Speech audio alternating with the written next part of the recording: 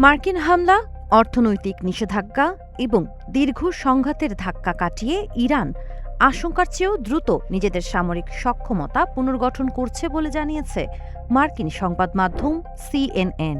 মার্কিন গোয়েন্দা কর্মকর্তাদের বরাতে প্রতিবেদনে বলা হয়েছে, বিশেষ করে ড্রোন উৎপাদন, ক্ষেপণাস্ত্র ব্যবস্থাপনা এবং সামরিক শিল্প অবকাঠামো পুনরায় সচল করতে দ্রুত অগ্রগতি দেখাচ্ছে ইরান।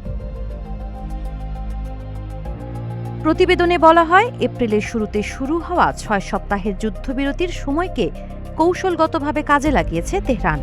মার্কিন হামলায় ক্ষতিগ্রস্ত বেশ কয়েকটি সামরিক স্থাপনা আংশিকভাবে আবার চালু করা হয়েছে। বিশেষ করে ড্রোন উৎপাদনের কিছু ইউনিট খুব দ্রুত পুনরায় সচল করতে সক্ষম হয়েছে দেশটি।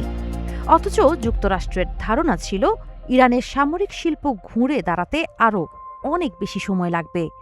এমন পরিস্থিতিতে নতুন করে উদ্বেগ বাড়ছে যুক্তরাষ্ট্রের নীতি নির্ধারকদের মধ্যে।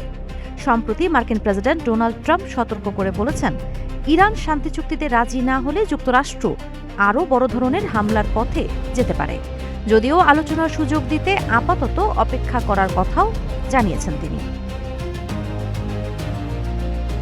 অন্যদিকে ইরানের ইসলামিক বিপ্লবী গার্ড হুঁশিয়ারি দিয়েছে, নতুন হামলা হলে তার জবাব শুধু মধ্যপ্রাচ্যের মধ্যে সীমাবদ্ধ থাকবে না।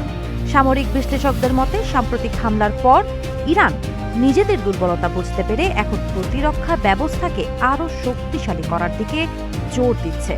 মার্কিন সেন্ট্রাল কমান্ডের প্রধান অ্যাডমিরাল ব্র্যাড কুপার কংগ্রেসে স্বীকার করেছেন, ইরান গুরুত্বপূর্ণ সামরিক স্থাপনাগুলো ভূগর্ভে সরিয়ে নিচ্ছে, যা ভবিষ্যতে হামলা চালানোকে আরও কঠিন করে তুলতে পারে। অভিজ্ঞদের মতে, অর্থনৈতিক সংকট ও রাজনৈতিক চাপের মধ্যেও ইরানের দ্রুত পুনর্গঠন মধ্যপ্রাচ্যের ভবিষ্যৎ নিরাপত্তা পরিস্থিতিকে আরও জটিল করে তুলছে। সাবা খান, নাগরিক প্রতিদিন।